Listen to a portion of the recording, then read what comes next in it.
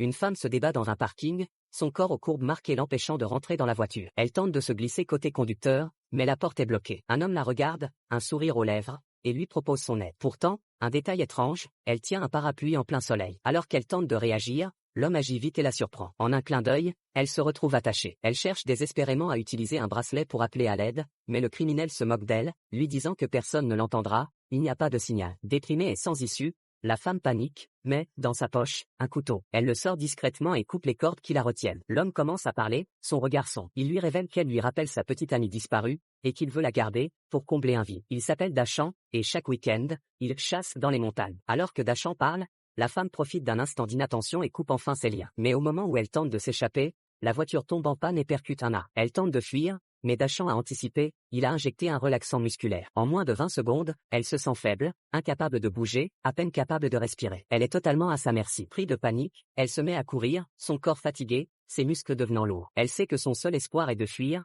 mais la peur la ronge. Ses membres sont déjà en feu, le temps est compté. Elle doit échapper à Dachan ou c'est la fin. Quand il ne reste que 3 minutes avant l'effet complet du relaxant, elle aperçoit un trou dans un arbre et s'y glisse, espérant échapper à son poursuivant. Mais elle ne sait pas qu'elle entre dans le territoire des fourmis. Des centaines de fourmis envahissent son corps, la pillent. La douleur est insupportable, elle perd pied. Les fourmis, la peur, la panique. Elle hurle. À cet instant critique, alors qu'elle se sent prête à abandonner, la femme puise dans ses dernières forces pour traîner son corps, ne voulant pas mourir là. Son dernier espoir, survivre à cet enfer.